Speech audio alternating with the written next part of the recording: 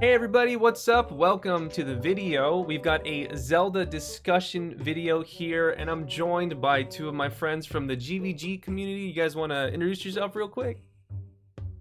Hi, Hello, I'm. everyone. Oh, go ahead. Oh, We don't know who goes first during these. Totally fine, go for it.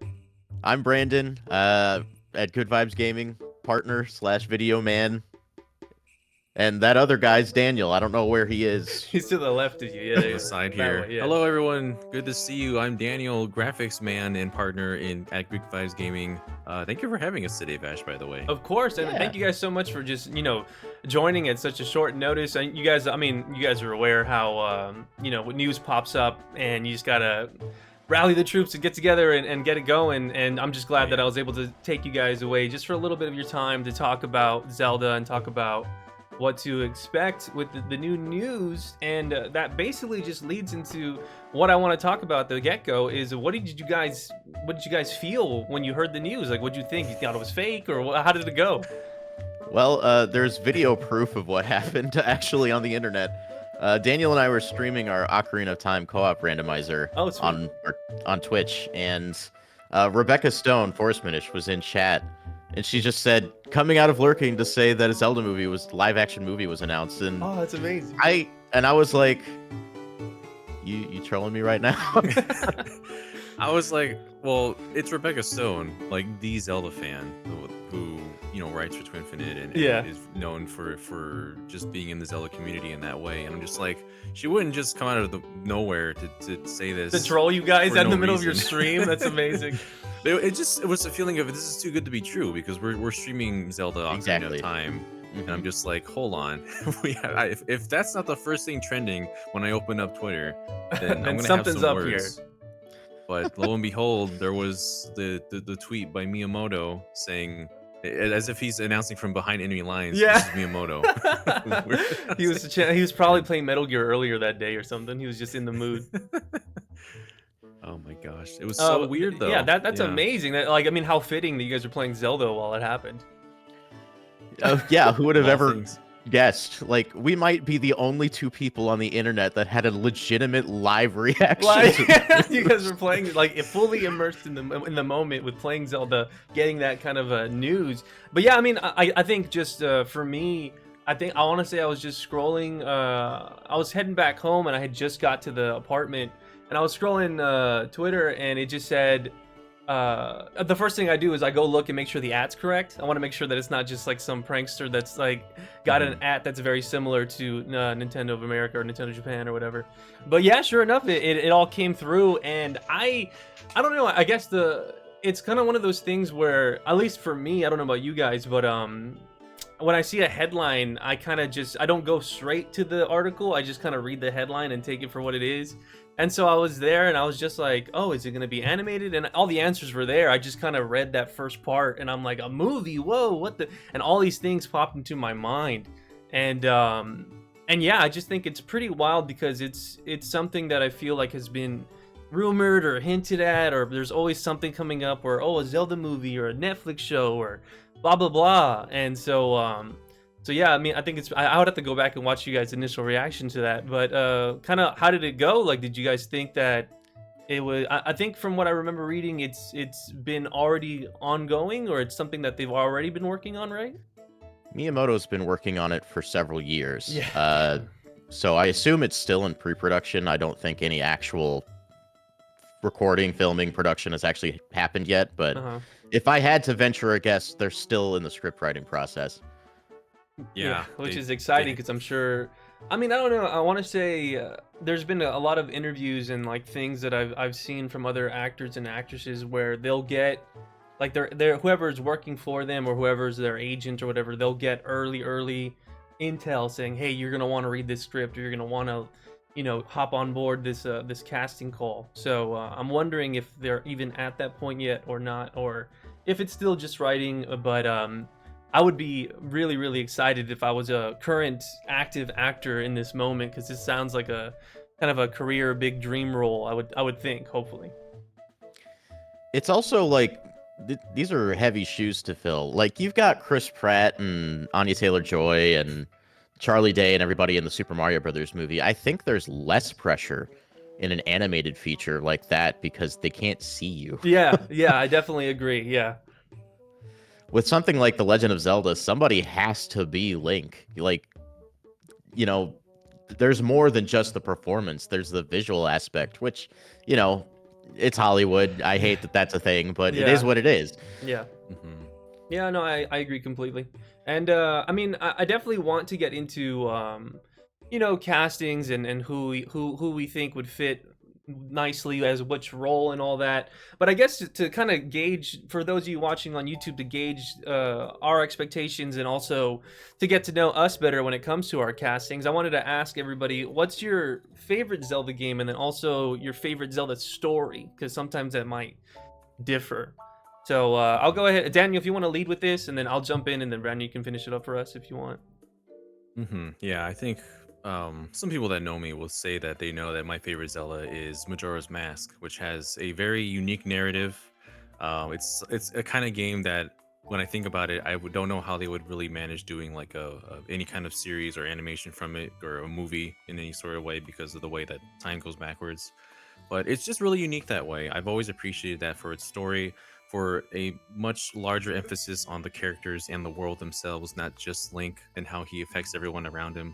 So that's always been something that I've really appreciated from that game that you don't really see as as far as an extent to everywhere else because there's just so many little details you can find in people that are details that people still find in those games today, like very specific times you can be somewhere and have a little cutscene and they're like, I didn't know that was there, I didn't know we could see that. So I really appreciate the characters and world for that one. But I guess as far as like an actual story, gosh, I think it might be just the overall arcing story of the Wind Waker might be one of my favorites.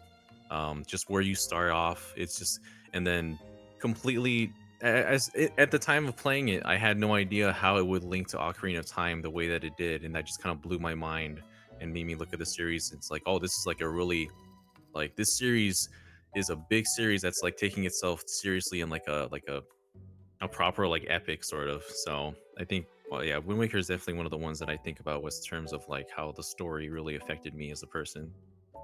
Yeah, I mean, I definitely agree. I think what you said about Majora's Mask is cool, and I mean, if you think about it because I think that's the hardest thing for me when it comes to figuring out casting and stuff like that is, you know, what's the plot going to be? It's not like Mario where you know Mario, Luigi, Peach, because Zelda, every game is different, every environment, every like world of Hyrule is for the most part very different, and so it's kind of hard to understand where they're gonna take that. And I think the first thing I think of when I think of Majora's Mask is you know, how many people could fill all those roles of like the mayor of Termina, or like the town there, and you know, Romani Ranch and all of that, you know, all these different elements that could bring in characters, and how much they would want to touch up on for all of these different parts of the Majora's Mask story. And then yeah, Wind Waker. I actually was gonna replay it. My cousin bought me the Japanese version, and I've got a modded GameCube, Oh, so I was nice. gonna play through it soon,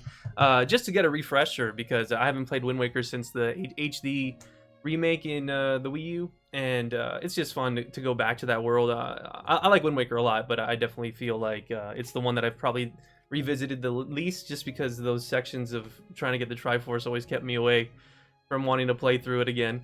Oh, yeah. But yeah, I mean, for me, to keep it, I guess, simple, is Twilight Princess is both. I love the story, and I love that. That's my favorite Zelda game of all time. And I think if I were to apply it to putting it into a movie, I feel like it could work.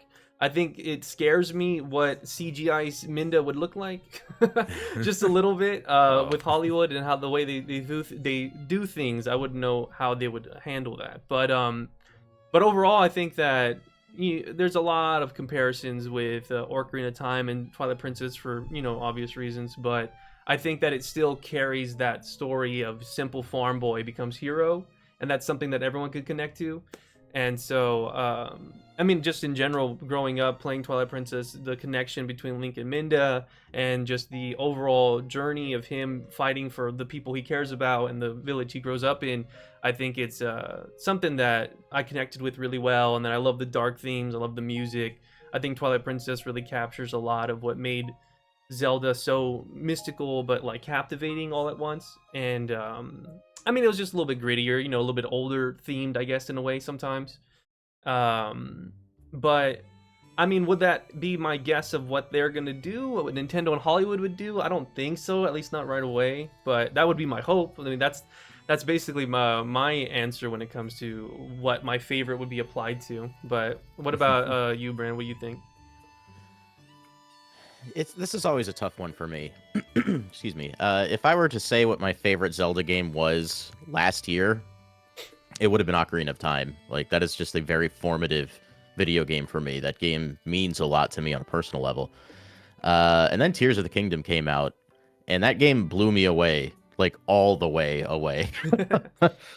I love that world. I love those characters, and Breath of the Wild and Tears of the Kingdom's storytelling might not be the most direct or forward, but I still think the characters themselves are well fleshed out. They're deep. Like, you have these diary entries everywhere that you can read, and they give you more insight on those characters. And I feel like with a movie, you could explore that a bit more. Finally, give those champions their due, you know. But the Ocarina Man, deep down inside me, I Inside think all of that's us, I think, yeah. yeah, that's just the one that is so close to my heart that, like, if they adapted any game into a movie, Ocarina would be the one that I'd want. Um, it's 25th anniversary is coming up. True. Ocarina of Time.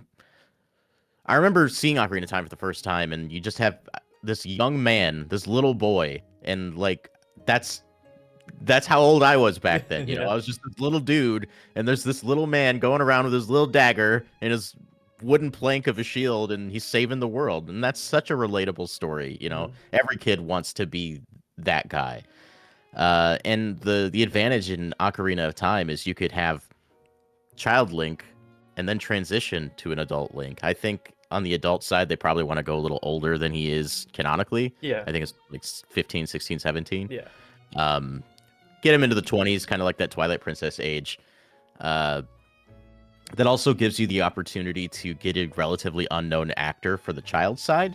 And I think that's something that's important because, like I said before, playing Link, those are huge shoes to fill. There's also not a lot to go on. So I think if you use an unknown actor to play the child side, it might be easier to kind of acclimate ourselves to someone actually being Link. Yeah.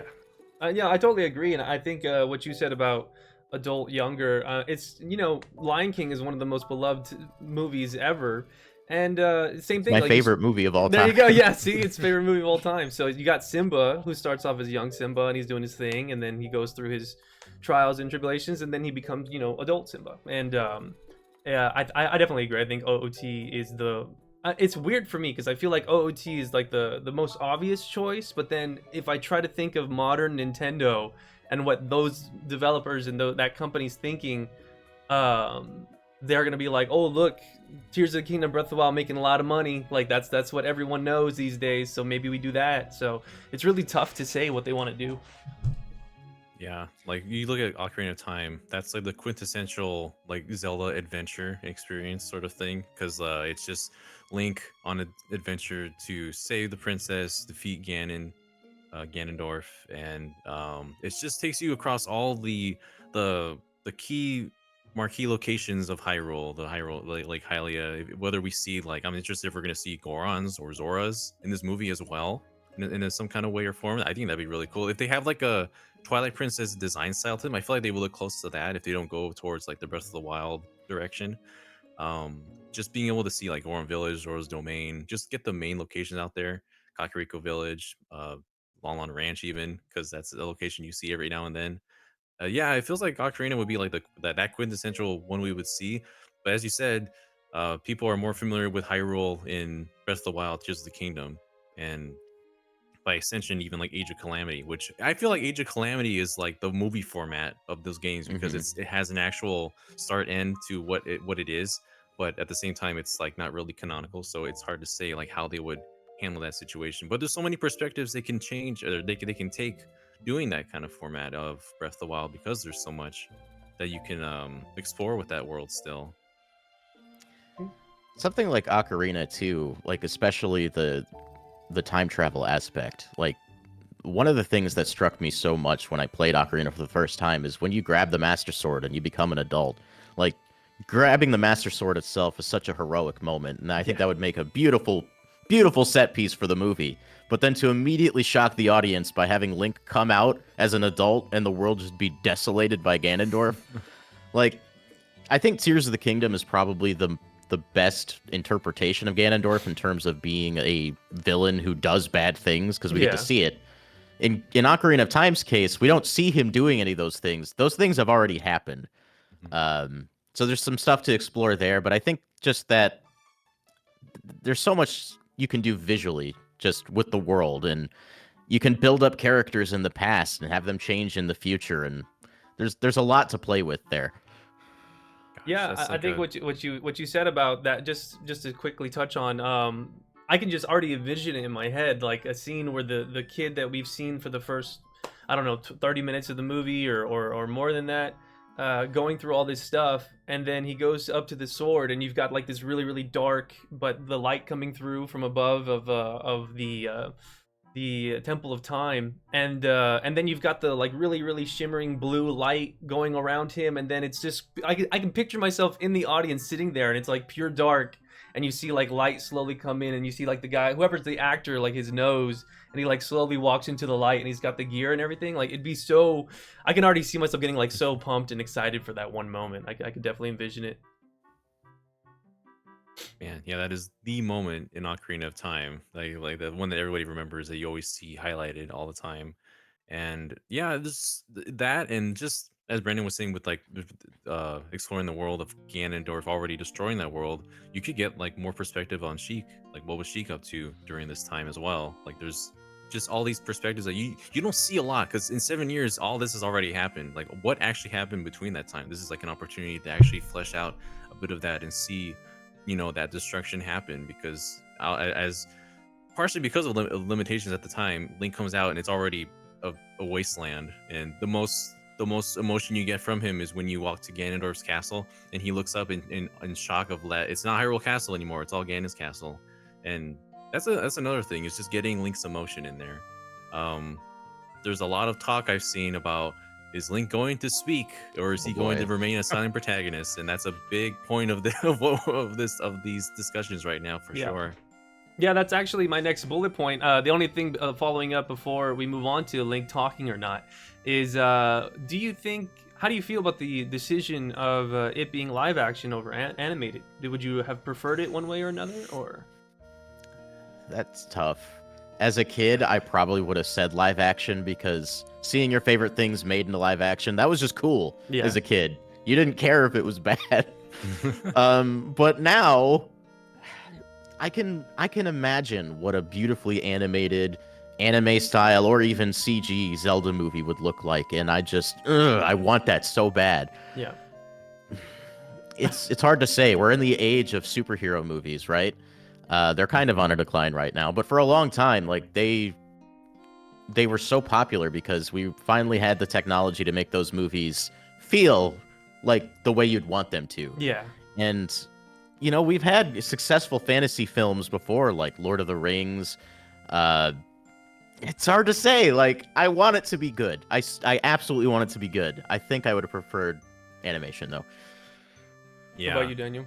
I think in this case it's really hard to say, because, well, actually no, I'm of the camp that I want this to be, in an ideal world, this would be an animation, because I mean back in the day that was the thing. You would see animated movies all the time, whether it's Disney or what have you, and I just feel like that lends itself better for a world like Zelda, because you see a whole bunch of different games, not just the realistic ones like Twilight Princess, but you see ones like Wind Waker or even Breath of the Wild. And there's a lot of characters with unique designs and proportions that you can't really replicate in live action. Yeah. And so animation can really like have those characters stand out in a certain way. CG as well, but I kind of lean more towards like a traditional hand-drawn animation for this kind of production. But yeah, it's hard to say, because when you make something live action, you have to kind of standardize the looks of everyone to a certain degree. and I'm afraid that it's gonna look too samey and like it'll look too much like other high fantasy movies that we've seen out there. Yeah. So I am afraid that Zelda might lose a bit of its identity going into that. But with animation, I feel like that would be a bit more safer. But I don't know. All of these different styles, whether it's CG or live action or animation, it kind of falls in line with Zelda because it looks completely different from any other Zelda game as well. They kind of just follow that trend of having a unique art style and how the way that they're going to look. But yeah, that's more or less mine.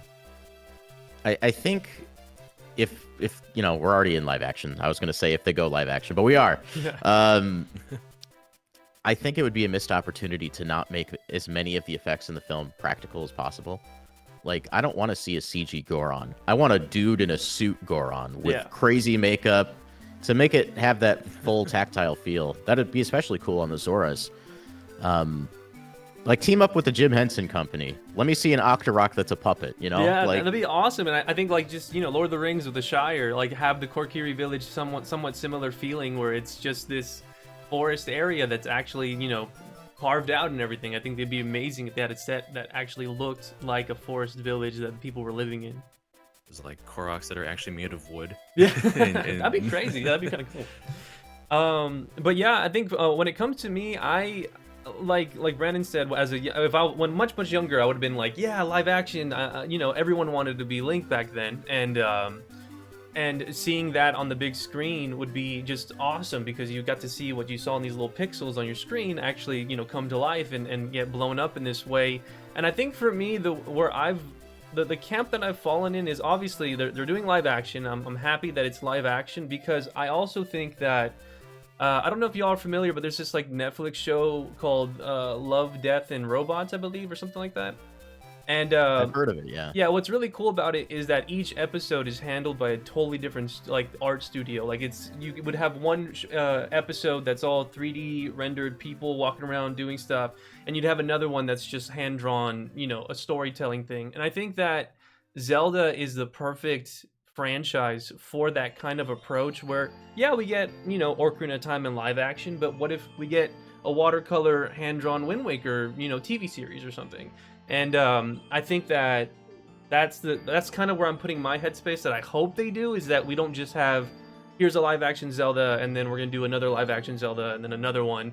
Like maybe this is live action Zelda, it does great, and then we do an animated one where that one can be like Minish Cap or something like that.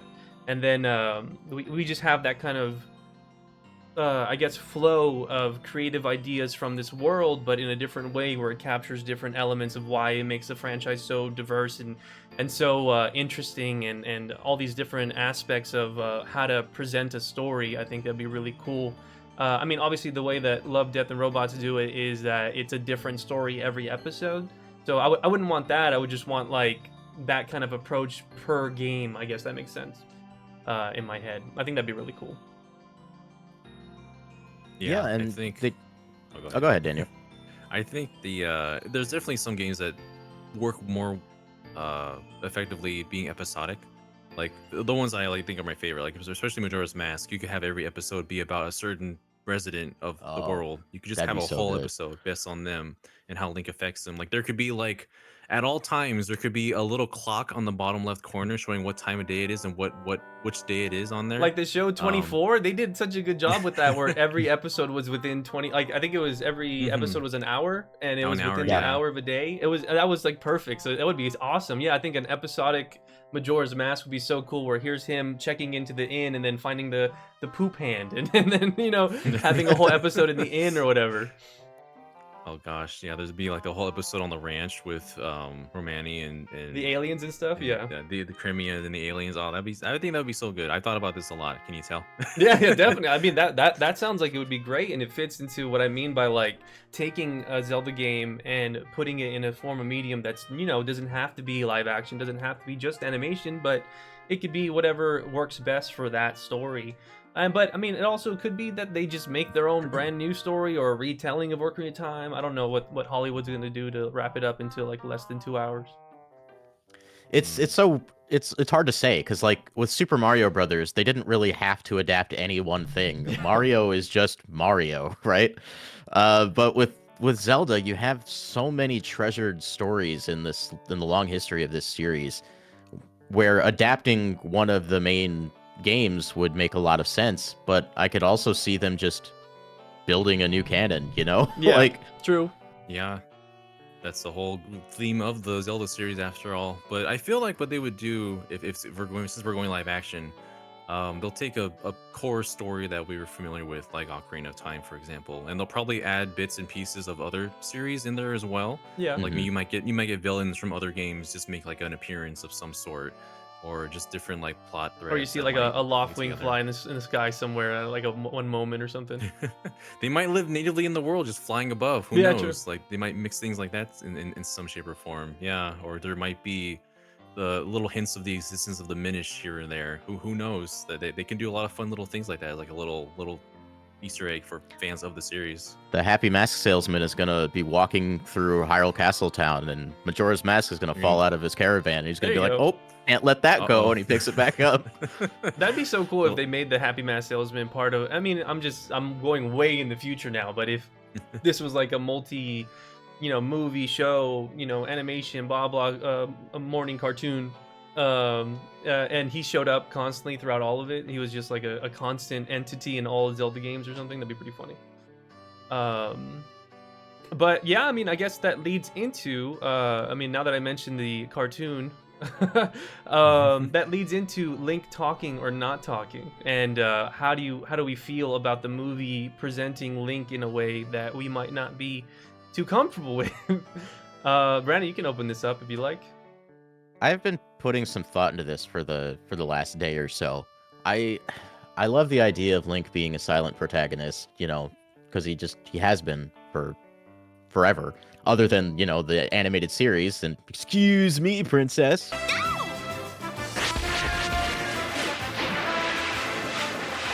Nice job, hero. Hey, excuse me, princess. I think Link shouldn't be silent, but I don't think he should talk very much. I Okay. think the plot should happen to Link, and anytime Link speaks, it should be a very important moment. Like, Link should only talk when he absolutely has to, because I think it would make those moments more powerful. Like, imagine Link doesn't speak for the first 45 minutes of the movie. Like, people are just talking for him. Navi is talking through him or whatever. And then when something bad happens and he finally says something, you're like, oh, he said words. Yeah. Yeah, my brother had a funny idea about all of that, where they would kind of say, the thing is, I'm a little torn. I don't want them to just like, yeah, he talks, he's just a shy guy, and then he doesn't talk the whole movie until the last second, because that'd be kind of cliche and a little overdone. But I still think it'd be pretty badass if Link didn't say anything until like the final attack to Ganon, and he's just like, get out of Hyrule or something like that, something menacing and like kind of just badass, like a one-liner. But I feel like I fall in the same camp as you, where I definitely would love there's two things I would want with Link talking or not talking. If they were to not let him talk, if he's just mute the movie, have some story bit that leads to it, like say he almost drowned as a kid and it messed up his throat, he doesn't talk much, something like that, where they have a reason to why he doesn't talk. Or treat it like you said, like kind of like in Golden Sun with Isaac, where he doesn't speak until like he needs to, I guess.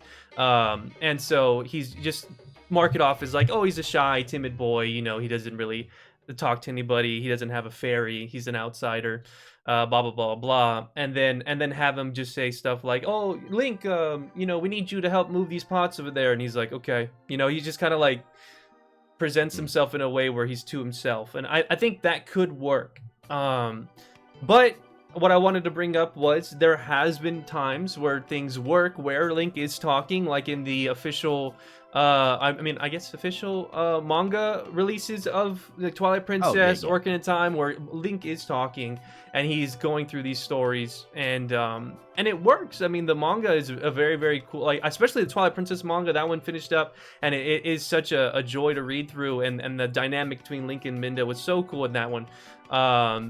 But it can be done. It's just more so, I feel like it really, really falls on direction and just the way the actor is portraying Link talking in that moment. Because if he comes off too whiny, if he comes off too stubborn, or just like annoying or a smartass, then it could just come off as, you know, people just wouldn't like it or accept it right away. And so that's where I fall. I just kind of want either that route of him being mute for the most part, but having the moments where he'll talk when it matters, or just, you know, maybe even have it be a very, very expressive guy, and maybe the soundtrack comes into play where, you know, someone falls and tumbles and Link just kind of goes like, and like, you know, he like does like an expressive thing, and there's like a little dun dun, like, you know, kind of when he raises his eyebrow Tom or and something. Jerry-ish. Yeah, Tom and Jerry kind of deal. I don't know. There's just so many aspects they could take it, and it's just really hard because we don't know the plot, so we don't know what kind of Link we're dealing with either. That's a big point too, the kind of Link, because like if you give Link a voice, you have to assign him a character, Yeah. and that's something he's never truly had. Like he's had somewhat of an identity, like in Skyward Sword, where he clearly cares about what's happening to Zelda and he wants to save her.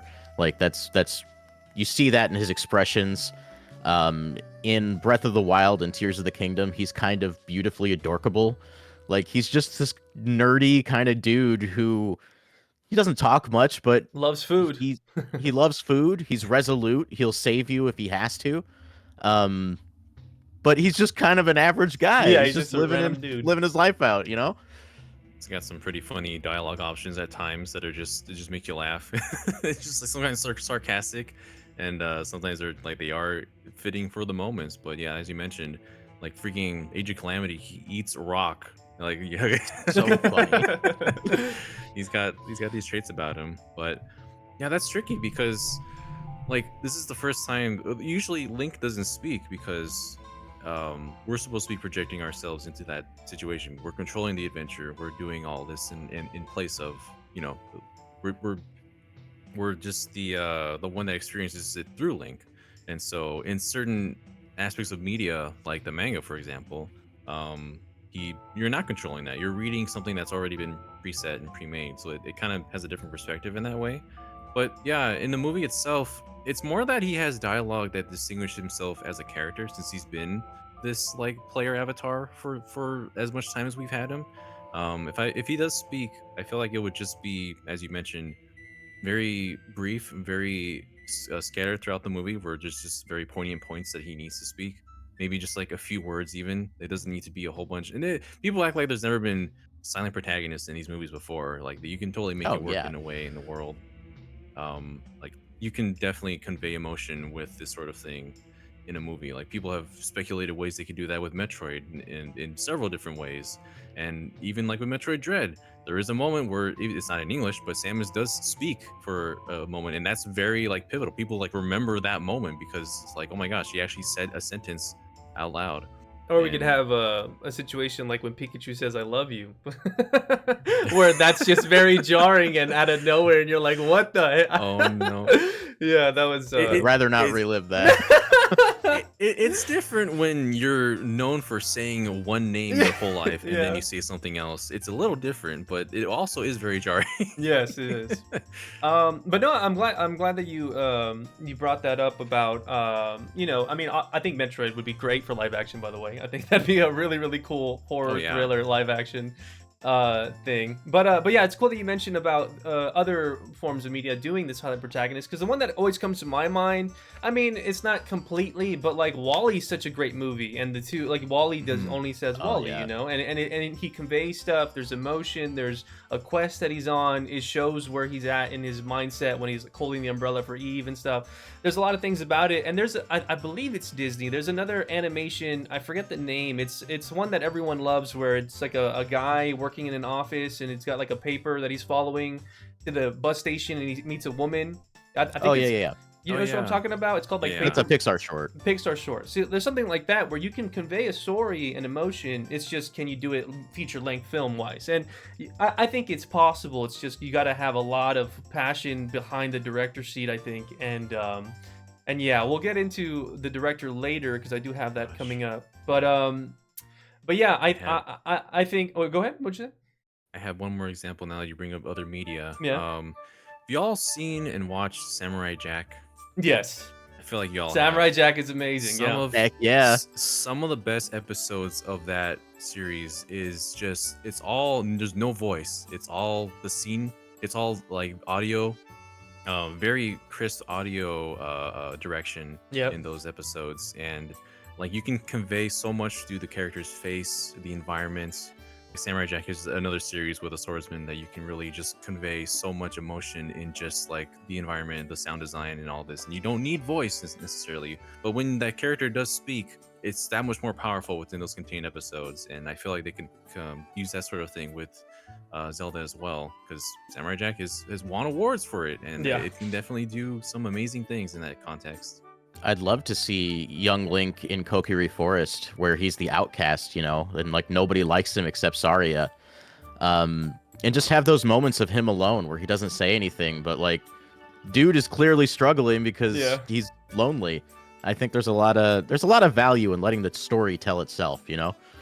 Yeah, unlike in Naruto, where we get a flashback of him by the swing every other episode. And Swing set Sama. The swing set, yeah. Oh man, that's why. As soon as I think of like, outcast kid in a village, and he's actually the hero, I just think of Naruto just holding the swing, and he's like, man, I was a loner, I suck ass. Yeah. But yeah, I mean, all around solid points. I think that for the most part, from what I've seen and from people I've spoken to so far, it's like not completely dismissing the fact that talking Link could work, but I do believe that a lot of people believe that it's just more so how it's handled, where it's not too much. Because I think that I personally feel if they wanted to nail it, it would be talk when it matters, but also have a little bit of a, don't make him like a brick wall. You know, kind of have emotion, have moments where he laughs, have moments where he's curious of something, but don't let him have a perspective. Yeah, let him have a perspective too. Yeah.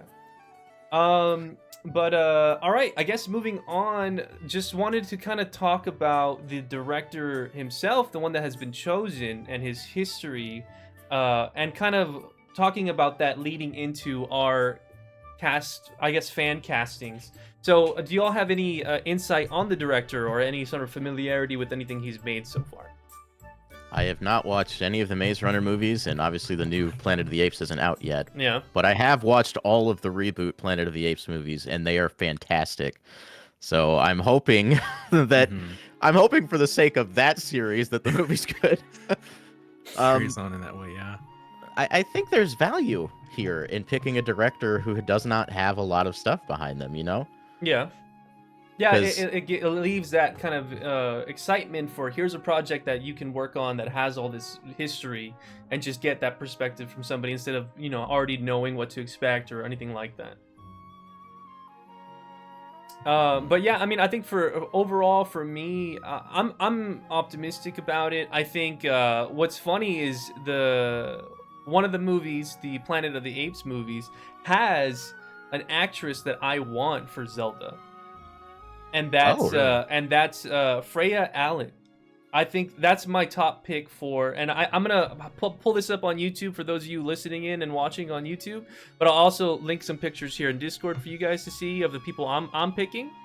But Freya Allen is, for those who don't know, she was in the Witcher series as Ciri, and she was very, very compelling. Her action scenes were great. Her acting was really, really great. She fits that style of just, you know, a very, very confident and powerful woman. And I think that in general, if we were going to go the OOT route, I think she could fill the shoes of Zelda and Sheik. I think that she could probably pull off Sheik in a way that would be very, very just, you know, on par with what we were to expect if we went with the OOT route. That's my top pick for Zelda. She has that kind of regal look to her as well, which I like. She looks like she would kick your ass. Yeah, if you haven't seen The Witcher, I mean, now that the series is kind of on a downhill decline here because of Henry Cavill exiting and the director, blah, blah, blah. Besides all that, I think Geralt as Henry Cavill was great. I think that Ciri was chosen correctly with Freya. Jaskier, I forgot his actor's name, but he was casted really, really well, and they all fit that, you know, medieval fantasy, just all of that was in there, and Zelda can pull from that, or Zelda's a part of that world in some way, and I think that she would rock it. I think that she's a great pick, and I guess that leads into us. We'll go down the list. Do you guys have any standouts for Zelda specifically right now? And again, for those of you listening on YouTube, obviously we don't know the plot. We don't know if it's going to be an older Zelda, if it's going to be a more serious Zelda, if it's going to be Ocarina of Time, if it's going to be Skyward Sword girlfriend Zelda, you know, it's all of those wrapped up into one. So the casting can be pretty difficult. But that's my number one. I do have others that I'll bring up in a little bit for Zelda, but for you guys, what would y'all think would be your casting choice?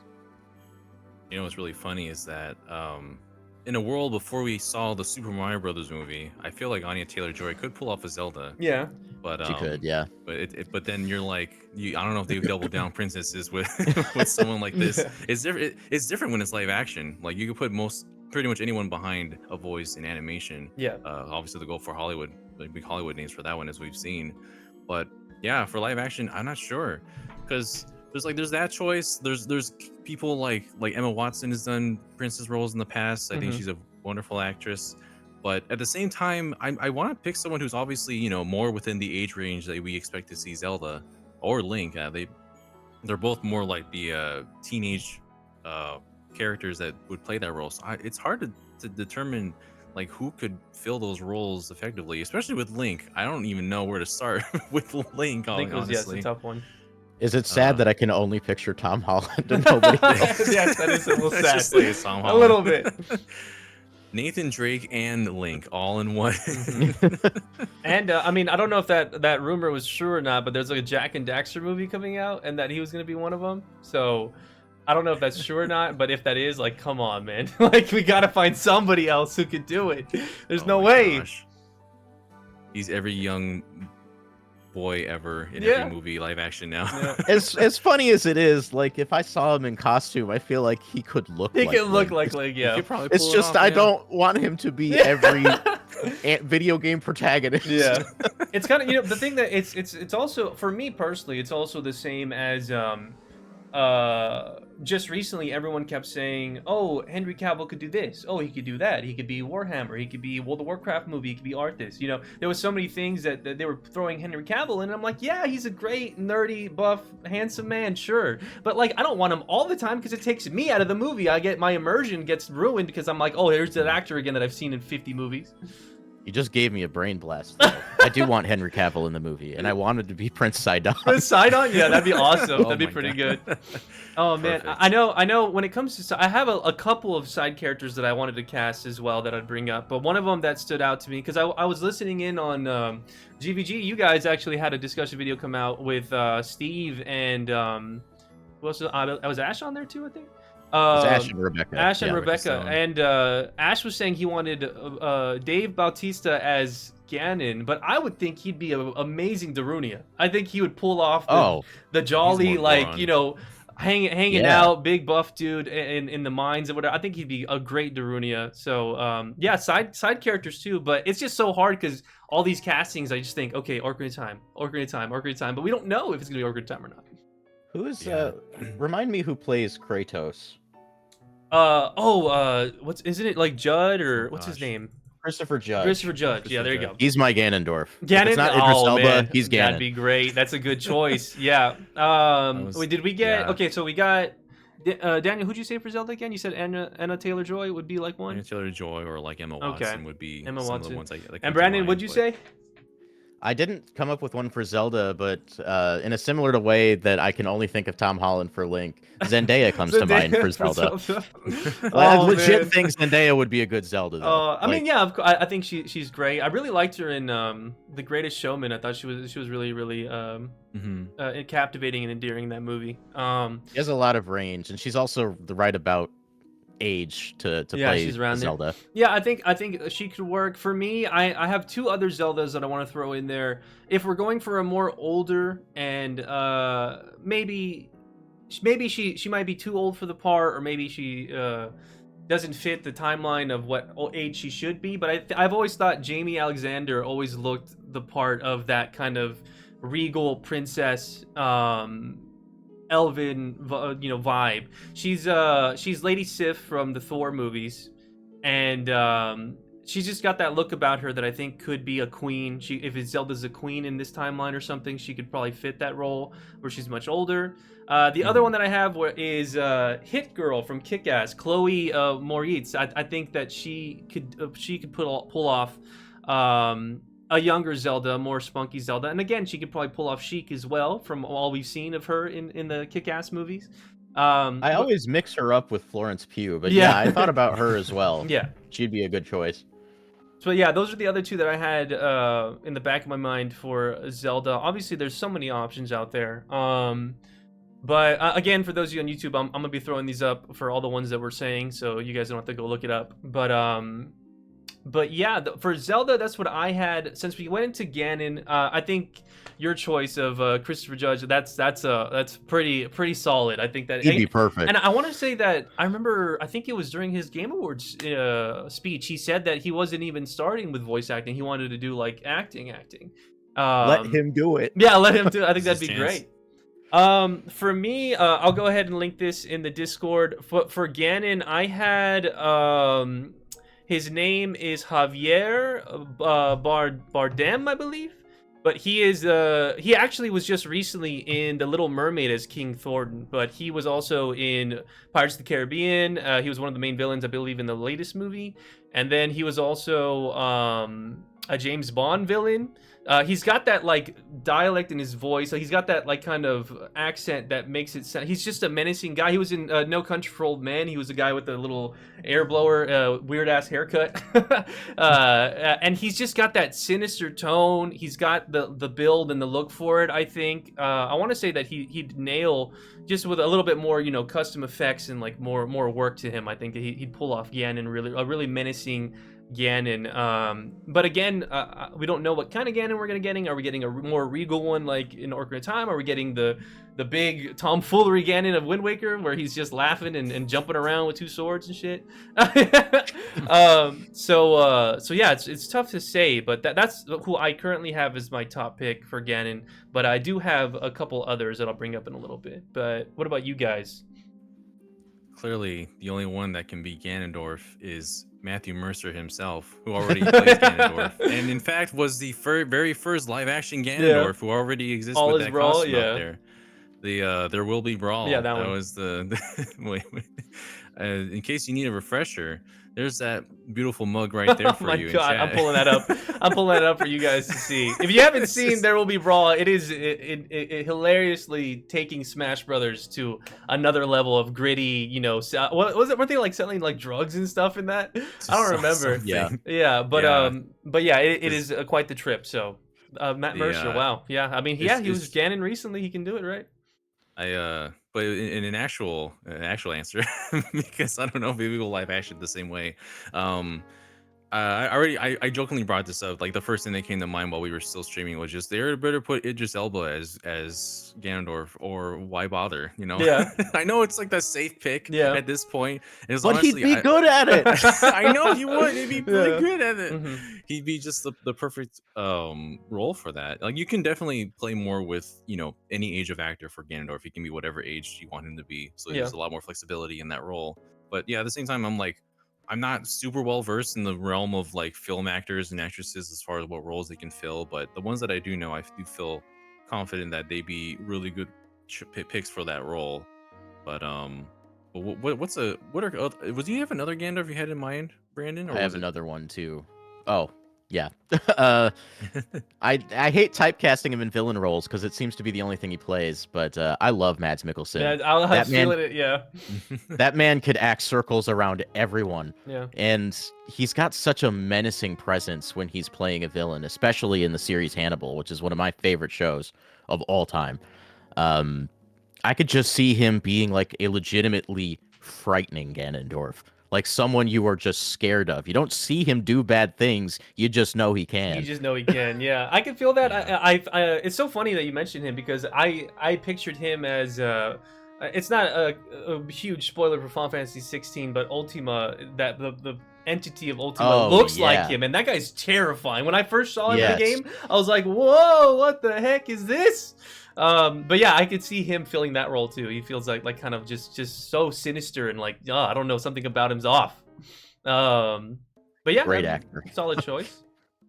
The other ones that I have here, I've got 3. I can't pronounce the last name of 2, but there's that one guy who's been going around. He's been in the D&D scene. Joe Mangiello, I believe is his name. He's like a well-known guy from. He's like a TV hunk dude, but he's showed up on Critical Role. He's been hanging out in like the nerdy scenes, but he's got that look of Ganon. I think that he could pull off. He's got the build of it. I'm going for more. He's got the jawline. He's got the like Tears of the Kingdom Ganon kind of look that I think he could pull off. I also think Eric Bana from the Incredible Hulk and from Troy. He was in some recent stuff recently, but I think that he could pull off a very demanding and sinister Ganon. And the last one that I have is Ralph Fiennes, I believe, the guy from the Menu, and he was also in the Kingsman.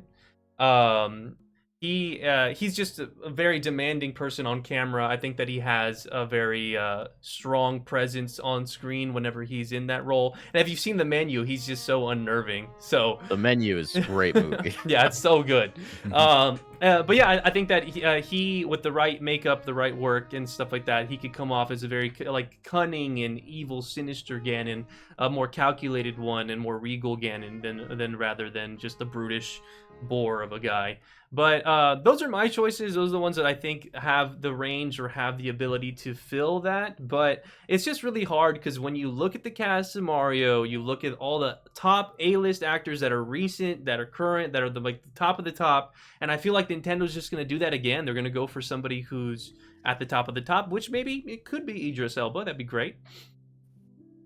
Yeah, I mean, if they do, I just hope that it makes sense, right? Yeah. Mm-hmm. Like, I want to have faith in their choice of roles, but at the same time, it's like maybe they can do a Kevin Afghani and just pick an unknown property to voice or to be a role of a very renowned character. I don't want to just see Chris Pratt's face and then melt away. Yeah. I don't feel so good, Mr. Stark. Oh, man. Exactly. It's definitely easier to suspend that when it's animated character. You kind of just see the face of a different character that whole time, but in live action, it's a different story, definitely. Yeah, it's tough for me because for me, I feel like what I mentioned earlier is I see actors who have really, really great roles and they have great range and they're able to accomplish great things. But when I get oversaturation of that actor, then it just pulls me personally out of it because I'm like, I see the guy acting like it's not Link in the forest, it's Tom Holland. I see Tom Holland, and that's exactly what I'm afraid of. Yeah. And it happens a lot, especially with just these top list actors and actresses. They show up everywhere, and it kind of just makes me feel like, man, I wish somebody else had a chance. Like somebody else took that role, and maybe they could have made it their own version of that character that stood out more because we haven't got that kind of character in a while or something like that. Yeah, I mean, I look what they did with when Harry Potter first started, and pretty much everybody there was unknown. The main 3 kids were unknown, and that ended up just being an incredible choice. Personally, that's what I want. But like you, I don't see that happening. Yeah, it's just maybe for child Link, but for adult Link, they're definitely it's gonna be someone we know. And I hope it's not Leonardo DiCaprio. It's a de-aged AI Leonardo DiCaprio. Oh God, no. yeah, God. Terrible. All right, but before we get into the casting for Link, wait, I'm sorry, Daniel, you said your Ganon choices, right? Yeah. Okay. Yeah. I had a couple of side ones that I thought that Gwendolyn Kirstery could be a great Impa. She's the Brienne of Tar from Game of Thrones. I think that she'd be a really cool just guardian to Zelda in a way.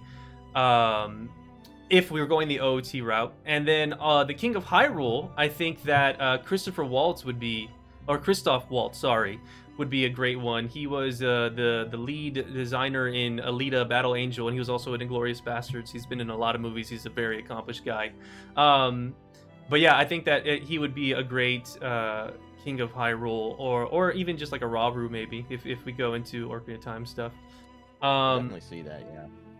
But yeah, were there any other side casts that you guys would want, random characters throughout the Zelda universe? It doesn't have to be OOT, that you can think off the top of the head. I know a random one that came to me was in the movie Valerian. Rihanna was an alien called Bubble. And she had she was actually really good in that movie, and I was like, she could make like a like Princess Ruto or something. She's got that like flair to her and all that, and I think Rihanna as Princess Ruto would be kind of cool. I could see that. Yeah. For whatever reason, Paul Rudd's coming to mind. Just put him in the movie somewhere. Yeah. Let him just be a merchant or something. That's how I feel about Gary Oldman. I love Gary Oldman, so I just want him as something in the movie. I think that'd be great. Yeah, Paul Rudd just makes me laugh. Girahim played by Johnny Depp. Oh my god, the fact that it... Oh, like, no. I don't even question it. Like, that's the sad part. Oh, man. I think, you know what would be a great Girahim is a much younger Rocky Horror Tim Curry. That would be amazing. Oh, okay. He would kill it. He would kill it. It would be so good. I have one fan cast I want us to do before we get to Link, and it's another side character. All right. I've seen people talking about this on Twitter. Is it gross? Who's Beetle? Who's Beetle? Oh my god. Who's Beetle? Oh, that's such a good one. It's true. Beetle? He could definitely just appear in the movie I know who somewhere. I want Beetle to be. What is it? Who's going to be? Paul Giamatti. I wanted him to be Beetle, dude. He's got that zany big fat liar. Oh my god. I see it now. Yeah, that's good. I could see, he could just be like kind of like he doesn't have a shirt. He's just got like suspenders on, and he's got some like weird ass hair, and he's just like being all zany and all himself. That he'd be a great. I think that'd be my pick, just off the top of my head. Yeah, the prosthetic like, nose. Like, yeah. Oh my gosh, yeah, amazing. Oh my god, that'd be perfect. Yeah. I said Paul Rudd just a few minutes ago. I could see him being Beetle as well. Paul Rudd would be good. Yeah. Very flexible character. Yeah. Daniel, who's your Beetle? Yeah, who's your Beetle? You gotta tell me. I don't know. The safest bet is just say Danny DeVito. You know. He's gonna come. I knew he was gonna come in this conversation one way or another. Yeah. We all know that man's a Goron, right? Like he's a little baby Goron. He's either man. Goron or he's like a throwaway scene of he's one of the fairies for one of the Korkiri kids, and he's like, "Hey kid, come on!" And he's like in like the little suit, he's like doing his thing. That would be beautiful. Yeah. One of the kids just like, "Oh, my fairy showed up today," and it's him. Oh man, that'd be good. He won't stop talking to me. He won't stop talking to me. He keeps me up at night. Stop. Oh man. But all right, I guess the last but not least is Link. Who do we have casted for Link? I think I led the last one, so I'll jump in the middle for this one. But any of y'all want to jump into who do you think? I think we already got Tom Holland out of the way, but who do we think would be Link or a good fit for Link? Oh my goodness, this is so unbelievably tough. It's tough. I've got a compelling one if you want me to start. Go for it. I've got one that I feel not many people have brought up, and I'm not trying to take the route of like, let me take a new person, but I do want somebody who's new, a fresh face, somebody who could bring the character into their own and not have any influence from other movies or other things. But if you guys have seen the Netflix series Cobra Kai, there's a character on there named Robbie, and that is Tanner Buchanan. He's basically the Sean Hunter of the show. If you've seen Boy Meets World, that's a throwback for the younger viewers. You probably don't know it. but I think he's a fresh face. He's got the look. He's got the build where he's not a scrawny guy that can't swing a weapon, but he's just not super bulky, super tall, super anything like that. And yeah, I feel like he fits the look of Link in a way, and I'll show it here on screen for you guys, obviously. But yeah, that's my top pick for Link. I really like him in Cobra Kai. I think that he fits that role. It is a TV show though, so his acting chops might be an issue because I don't really see him in any other things. That's the one that really stood out to me. Of his roles, and yeah, I think that if given the right amount of time and training and just diving into the source material, if he hasn't, I think that he could pull it off. I think that he's got the look for it. But what do you guys think? At the very least, we know that Tanner could pull off a fight scene. Yes, exactly. He's got that, and that's why I like Freya as Zelda as well, because she is accomplished in The Witcher with her fight scenes. And on top of that, like I said, she's in the movie Planet of the Apes that the director for this movie is going to be directing. So it's like she's already got that connection as well. I feel like a lot of things are going for her. I feel like she's my top pick, and I would love if Tanner here would get a shot at Link, or at least audition. He would definitely be an older Link, I think. Yeah. If it was Ocarina of Time or whatever, it'd be the grown Link. He'd be the more grown one alongside Freya. For younger Link, I'm not sure. Maybe the kid from Insidious. I don't know. I don't know for young Link. Let's get old Macaulay Culkin back. Yeah, right. Pluck him from the past. Make him baby Link. I'm racking my brain here. Like, Link is the hard one for me because, like, I have such a hard time even attempting to commit to anybody. Yeah, right. Yeah. The only other Link that I have written down here is myself. Wow. Okay. Yeah. I mean, I would love to go audition to be Link. That'd be amazing. So that's my second choice. Is just let me go do it. That'd be perfect. I'm like looking up faces right now, just trying to come up with somebody. I'm trying to as well. I'm just trying to think yeah, it's just here. that's again the thing that I want to get back to is just the fact that we don't know the plot, so we don't know what kind of Link we're looking for. I think Zelda and Ganon, for the most part, you can kind of grasp at a lot of people, a lot of actors that we know of, because there's certain key elements to them that are very, very dignified and just there. But for Link, it's just, we've had him in so many different ways, and he's like the star of the show for the most part. It's just hard to find out where he's going to be placed. Is he going to be the more, kind of toned out farm boy of Twilight Princess, or is he going to be the, quirky kid on Outset Island? You don't really know what we're going to get from this film. Is Nintendo going to cater really, really hard to kids? And it's just, we're only going to have Child Link. We're only going to have him doing an adventure, trying to find the Triforce. And it's just a simplistic story in the Zelda universe where we don't have Ganon, or Ganon shows up for just a little bit at the end trying to steal it away or something. I don't know. There's just so many factors that's really, really tough to... I think that's what makes Link so hard to cast for, is because we just don't know what realm we're going to be in for Hyrule. He hasn't had a lot of like big film experience, and this might be my 2000s Disney Channel speaking, but like I could almost see Dylan Sprouse being a good Link. Okay. Like, definitely from a visual standpoint, I think he's got the right look. Yozora himself? Let's go. From Kingdom Hearts, he was recently casted as Yozora. I forgot about that, actually. Okay, well, there you go. Yeah, I think he could maybe pull off a good Link, and I assume they wouldn't do a twin thing and have Cole Sprouse do something in there as, like, maybe he's Dark Link. Oh my god! You just spawned in the comments all the fan, like, fic pictures of Dark Link and Link, Dylan and Cole Sprouse. Oh my god, that's amazing. That's incredible. Yeah. Yeah. Yeah, because, like, as you're saying, it's hard because there's so many different styles and art styles of Link throughout the series. He's been a young boy, he's been a mature adult through all those age ranges, and it really just depends like what angle they're going for. But I bet they're going for like a fairly, I'm gonna say, like, safe story, and what I'm saying, like Ocarina of Time or something like that, that's gonna be able to cater as many people as possible.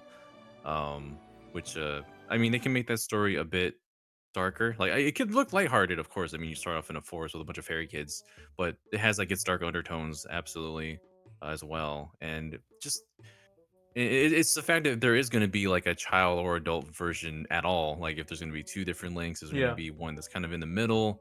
Yeah, that's what has me so. Even if it's not like, even if it's not Ocarina of Time, like, I still think Link's upbringing is going to be a factor in the story. So seeing him younger is probably inevitable. Yeah, I could see them having a scene, like a quick opening scene of a woman in like, it's raining and she's running with the baby, leaving him at the Deku Tree, and at least having the small montage of just Kid Link, growing up in the forest, and there's like a a narrator talking. And speaking of, that's a big wish of mine. I'm hoping the opening crawl of the movie is Zelda Williams like narrating long ago Oh, in a distant land, blah blah blah, three goddesses. I think that'd be so cool if we got Zelda Williams involved in just narrating the beginning of the story or whatever. that'd be very sweet. If they coupled that too, like say they do pull from a couple different games, like the opening crawl could be her narrating, but the actual visuals is like the Wind Waker Oh opening yeah, yeah, scroll. yeah. That'd Oh, be yeah. awesome. That'd be really cool. Yeah, because there's like the whole like Hylian war that we didn't see. That's the reason why Link's mother was so hurt that she couldn't go on any further, and she left the baby with the Deku Tree, and just kind of showing that in like different artistic kind of scroll. Like the beginning could look like you could just pay homage to a different Zelda game, like Wind Waker. I think they could really go pretty far with that idea. Yeah. Yeah, they could even do. I know in, I believe it was in the first Black Panther when they're showing about the history of Wakanda. They have this kind of like sand morphing, set where it shows like the characters involved and what the narrator's talking about, and then it would dissipate and then go to like the structure being built. So they could do something like that too. But I mean, I would love the Wind Waker crawl where it's just like a song and you've got this old artist, tapestry like vibe going on with the history of Hyrule, just to kind of get a new viewer up to speed with what the world's like, or the goddesses, the Triforce, why it's important, stuff like that. Yeah. Yeah, the opening crawl of Wind Waker already kind of tells Ocarina's story. Yeah. So it'd be fitting. Keep the same art style though, because like, just throw that one to the fans. Let them have that. That'd be awesome. That'd be really cool. I feel like realistically they'll open up with the whole like how was Hyrule created by the three goddesses. Like they'll show that in a lot more detail, and they'll just kind of transition to like life in Hyrule and the people there, Yeah. and then slowly to where Link in the Kokiri Forest if they do Ocarina of Time. Like there's so many different ways. Now we're talking about opening. Yeah, We're talking about the opening openings. the movie. Yeah, yeah. It's hard not to get excited. Like that's the thing that's so cool about all this is that it's hard not to get excited about it, but you're also just little, just very at a distance hesitant. You're like, oh, I'm so excited, but it might be terrible too, or it might be really cringy, and that's what I'm worried about. There's that fan deep inside that's always wanted this to happen, Yeah. and now that it is happening, You're like, oh no, guards are up. My guards are up. Yeah, exactly. That's perfectly put. But all right. I mean, that's basically everything. The last thing that I wanted to talk about is we already kind of talked about the plot and what we think would be. A lot of us are on the camp of I think Ocarina of Time would be the best bet for a first live action movie of Zelda. Most people would be able to just jump on that kind of story very easily, even if they're not a fan of Zelda. And I think that the plot going that way would be great. But something that I wanted to bring up would be the future of the franchise. This is looking past the movie. It's been released. It's actually a hit. It's great. What's something that you think would happen? Would we get a brand new cast for a new movie? Would we get, a different, like, would it be a trilogy? Would you want something like that, where it's like, here's the first Zelda where they start off and it ends with him becoming an adult, and then the second movie is that, or would you want it just one big movie where it's a conclusion? Just if they make another one, would it be just a totally different Zelda movie, different timeline, different actors and actresses? What do y'all think about that? My perfect world, I think. Well, I shouldn't say perfect because it's hard to say without ever seeing anything. But like, if they started with Ocarina of Time, I think it would be a really cool opportunity to make the Wind Waker and Twilight Princess both halves of that. Both splits in the timeline, because they're both sequels to Ocarina of Time, but they're two completely different time periods, different timelines, different stories. Yeah, I think that would just be neat. that would be really cool. My gut is telling me that this will be a trilogy. It's gonna be Courage, Power, Wisdom. That's gonna be the three movies right there. Yeah, I guess so, huh? I think it'd be really cool if they kind of did a whole. They kind of played with the game format itself, and in the sequel, it's a different timeline. It's a different cast of characters, except Ganondorf. He's still the same cast as Ganondorf. Oh, that would be cool. That would be cool. He comes back. So that.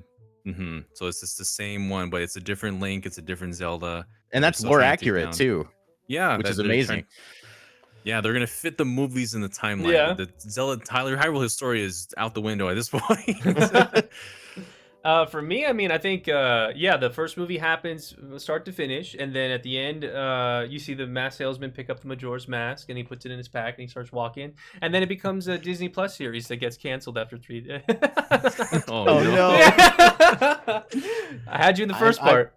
I'm so committed to Daniel's idea of Majora's Mask being a series. Like, I think that's the best possible way for that to exist. Yep. So I don't want that to be a movie because it is definitely better suited as like a 10-episode epic or something. That would be cool. Yeah. A very like like an undertone of just worry of people, you know, just knowing the end is coming, and then they can end every episode with just looking up at the moon and it's a little closer. You know, that'd be such a cool. Yeah, that'd be so cool, right? So the moon's just a little bit closer, and you're getting more connected to the people of this world with Link helping out certain people. That'd be a really cool. I definitely think that I would love it if it was more animation based, because it would just be able to capture Termina so well with all its like colors and vibrancy. But yeah, I definitely am on board with that idea of Majora's Mask being a TV show that's just, you know, maybe an hour each episode, and it's just building up the world, building up characters that you care about, and that the end's about to happen, and then they could just end it with the moon crashing in, but then Song of Time resets it all or whatever, and does everything differently, but in fast forward or something. You know, there's just so many ways they can go about it. Can I add one addendum to that? Can we finally find Navi? Yeah, right. I need closure. I need the closure. Yeah, that'd be so good. Link. Yeah, the whole time, and then that happens. Yeah. I don't know if we can, because then if we get Twilight Princess story, that's why he became undead, right? He got lost in the forest. Yeah. Oh, it's so tragic. Yeah, I know, it's pretty bad. It's so sad. The hero time's story and journey. Gosh, but yeah. The whole having Majora's Mask be episodic is definitely the way I would go. And you know, yeah, you have some episodes about just Clock Town or the areas around it, and then you have a dedicated episode of the swamp, and then more episodes in between, and then you kind of just buffer the swamp, the mountain, the sea, and the forest, the canyon, and until you kind of finally get around the entirety of everywhere, and you get to the end of the series, where you confront Majora. Yeah, it's just formatted that way that I want to see it so bad, but who knows? You know, like they could do the same kind of thing with Breath of the Wild. Like you have Link goes to the different area and he kind of interacts with the people of Hyrule in some way, helping them out in some small way or in some big way, whether it's like the actual plot related moments or not, or you could just focus more on the champion's story before, you know, everything went to hell. Yeah. Let them be characters. Yeah, let them be characters. let them breathe. Yeah. So many possibilities, man. That's why I mean, Zelda is my favorite franchise of all time. It's just been, I'm sure like many others in the world, it's just I was a kid, saw it, I wanted to be Link. I was, oh, this is such a cool little world that I get to be in, and I'm just so excited. I hope they do it justice. I was very happy with the Mario movie. I felt like they did that one do it well, and I had my doubts, and there was obviously things that could have been better, but overall I left that theater happy, and just it was great, and I just want that same thing for Zelda. And it's just really scary now because it's live action, and it's just there's a common occurrence of live action not being so great. So yeah, was there any go ahead. With Mario, they clearly set out to make a movie for Mario fans. Yeah. Like, that was the priority, and that comes through in the movie. But they did it in such a way where it's accessible to everybody. With Zelda, I think that's a lot harder to accomplish, just because Zelda has moving parts where Mario doesn't. Mm-hmm. So it's hard to say. Like, I want to be confident in this, but until I see literally anything, it's just a big question mark for me. Yeah, I mean, these days we've seen proof that live action can be adapted in a very effective way. Like, it's not the same format or source media source at all, but we've seen One Piece live action. That's fantastic. If they can do that kind of quality with Zelda, I think we could have something really amazing on our hands. But it remains to be seen. You might just see Miyamoto tweet on a random Sunday afternoon that, hey, here's the cast list for Zelda at some point. Zelda movie direct. Chris Pratt, son. Oh my god. Please. Oh, what a time. But yeah, I guess that's my closing thoughts. The only thing that I guess we didn't really touch up too much on was just the music direction of the movie. Obviously, the Zelda series has amazing OST, amazing compositions of all these symphony orchestras that go across the world. It's pretty great. I feel like the only thing that I want to touch on that is just I made a joke about it earlier in the GVG Discord, but I really don't want a training montage scene of the final countdown where Link is like holding cuckoos and stuff. I just hope they take that. Like, don't give me the random 80s anthem songs or whatever or things like that in the movie. It would take me out of lifting Goron's. Yeah. If it's a high fantasy movie, something in the vein of Lord of the Rings, I feel like you're just shooting yourself in the foot if you do that at all. Yeah. Have a funny scene, but make it the horse race theme from Ocarina of Time or something that fits that better. I'm confident the music will be good. Okay. Yeah, I'm hoping they know that because we just need to capture that. I want it to not be. It's just so tough to say because you don't want it to be serious, but you want it to be serious. You want it to have tones of heroic deed and trying to help the world, but then you also want Link to be with his little pig mask sniffing the fucking flowers. You want the essence of all of it. Yeah. You can be serious and you can be silly and also take yourself seriously. Yeah, exactly. There's a balance to strike there. Yeah, you want to definitely make it sound and feel like it sounds like Zelda. Like there's a melodical identity that series has at this point, and I think they can achieve that. If they get like supervision from obviously Koji Kondo or the team that works on Breath of the Wild, Tears of the Kingdom, I think they can make a really fantastic soundtrack for this and put a lot of little fun little cues as well. Like, are we gonna get Link going into a chest and you hear the little jingle at some point? He's like looking around. Yeah. Like, where'd that come from? What was There's that? just a dude next to him playing like a. We got Link Oh, holding he's, like, it in playing the the air, song. and people are like walking by, like, "What's he doing, dude?" But then, because that guy played it the first time for him, he starts humming it to himself. yeah.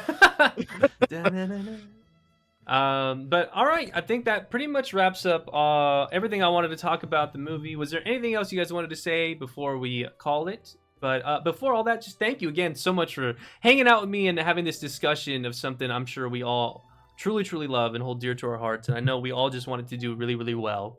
But was there any final thoughts on the way out? My final thought is that there will 100% be a scene of Link attacking a Kuko and being attacked by them, and it will be a scene in the trailer. Okay. 150%. All right. It's gonna close out the trailer, right? Yeah. Yep. Whether or not we see Tingle in this movie, I think That's Danny DeVito. That's Danny DeVito. Holy shit. Oh my god. He's got the glitter and everything. Amazing. Kulu Limpa, everybody. Yeah, Kulu Limpa, everybody. All right. Well, thank you again, everybody. If you made it this part of the video, thanks for listening to us ramble and talk about The Legend of Zelda movie. Of course, in the comments, let me know what you think about the castings, about what we casted. Do you think Danny DeVito will make it in? But until next time, thank you so much for watching, and I'll see you next time. Bye-bye. See ya. Till we meet again.